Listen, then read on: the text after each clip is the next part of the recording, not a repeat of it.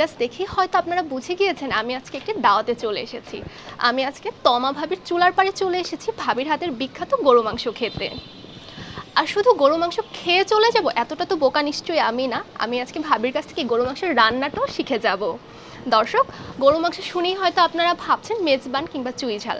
না, ভাবি আজকে আমাদের রান্না করে খাওয়াবে বগুড়ার বিখ্যাত গরু মাংসের আলু ঘাটি।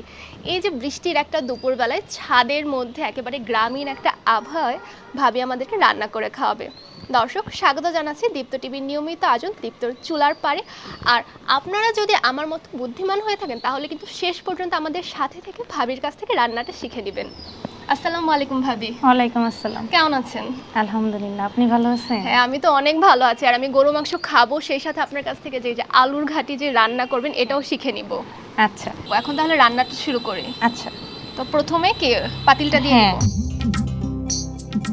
আচ্ছা, পাতিলটা একটু গরম হওয়া পর্যন্ত আমরা অপেক্ষা করি। আপনি তো এখন শেরপুরে আছেন। হ্যাঁ। আচ্ছা, তো আপনার হোম ডিস্ট্রিক্ট কোথায়? আমার হোম ডিস্ট্রিক্ট সিরাজগঞ্জ। আচ্ছা আচ্ছা। আর এখানে কি মানে কর্মসূত্রে এখানে হ্যাঁ, আছেন? এখানে আমার হাজবেন্ড জব করে, সেই সূত্রে আমি আসলে শেরপুর, জামালপুর শেরপুরে। আচ্ছা আচ্ছা। আর এই রান্নাটা মূলত বগুড়া থেকেও আমার আরো বেশি অভিজ্ঞতা হয়েছে, কারণ ওখানে আমি দীর্ঘ 6 বছর ছিলাম। এখন কি পেঁয়াজ দাও হ্যাঁ, সময় এখন আমরা হয়েছে? একটু তেলটা দিয়ে দিব। ও আচ্ছা, তেলটা আগে দিব। হ্যাঁ। ঠিক আছে। এখন আমরা হচ্ছে এই যে ইটা দিব, তেজপাতা দিব। অল্প কিছু তেজপাতা হ্যাঁ। আর এলাচ দিয়ে নিলাম। এটা হচ্ছে কালো এলাচ, আচ্ছা। আর এটা হচ্ছে দারচিনি।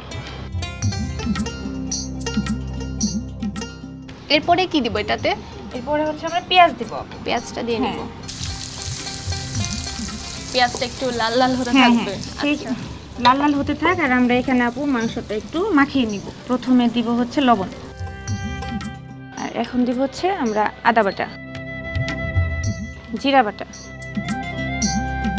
হচ্ছে মোহরি, মহুরি বাটা 2 চামচ পরিমাণে দিয়ে হ্যাঁ, দিচ্ছি। দিলাম। এখন হচ্ছে হলুদের গুঁড়া, এই যে এটা। হ্যাঁ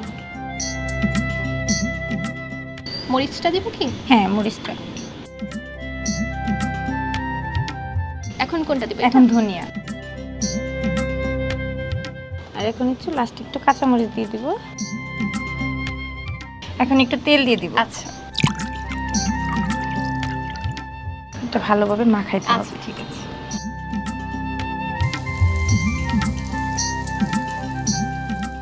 আমার মাখানো শেষ আপু। আচ্ছা এখন এটা আমি রেখে দিব। আচ্ছা, ঠিক আছে।